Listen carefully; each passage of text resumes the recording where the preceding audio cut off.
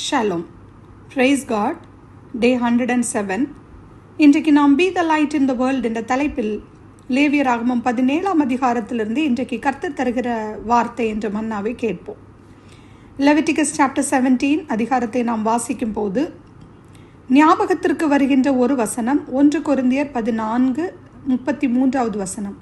அங்கே அதற்கு முந்தைய வசனங்களில் அப்போஸ்தலனாகிய பவுல் கூறுகிறது என்னவென்றால், ஆராதனையில் எப்படி ஒழுங்கை ஃபாலோ பண்ணணும் என்று சொல்லிவிட்டு, கர்த்தர் நம்முடைய தேவன் கலகத்திற்கு தேவனாயிராமல் சமாதானத்திற்கு தேவனாய் இருக்கிறபடியினாலே சகலமும் நல்லொழுக்கமும் கிரமமுமாய் செய்யப்பட வேண்டும் என்று அறிவுறுத்துவதை நாம் பார்க்கலாம்.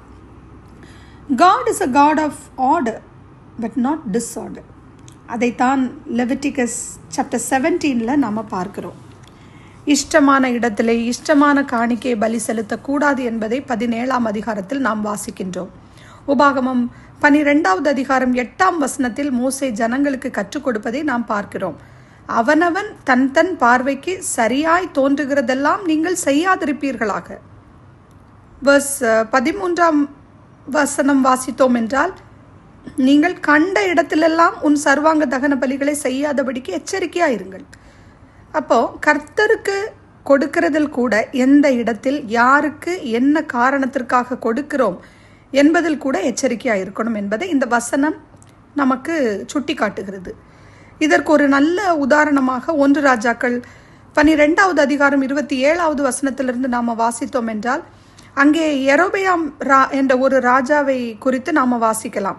அவன் அங்கே என்ன பண்ணினான்? ஜனங்கள் எருசலேமுக்கு போய் அங்கே ஆராதனை பண்ணினா அங்கே இருக்கிற ராஜா ரெகொபெயாம் பட்சமாய் எல்லாரும் சார்ந்து போயிடுவாங்க அப்படின்னு அவனாய் மனசில் நினச்சிட்டு 2 கன்றுக்குட்டிகளை செய்து ஒன்றை தான் என்ற இடத்திலையும் ஒன்றை பெத்தேல் என்ற இடத்திலையும் வைக்கிறான். இப்படியாக ஜனங்களை பாவம் செய்ய தூண்டுகிறான். ஸோ இந்த காரியம் ஒரு மிகுந்த பாரமாயிற்று என்று 1 ராஜாக்கள் 12வது அதிகாரம் 30வது வசனத்தில் நம்ம வாசிக்கலாம். தொடர்ந்து 1 ராஜாக்கள் 13 வாசிக்கும் போது அந்த யெரொபெயாம் தன்னுடைய இஷ்டமான இடத்திலே இஷ்டமான விதத்திலே ஆராதனை செய்து ஜனங்களை பலிகளை செலுத்த பண்ணின அவனுக்கு என்ன நேர்ந்தது என்று 1 ராஜாக்கள் 13ஆம் அதிகாரத்தில் வாசிக்கலாம்.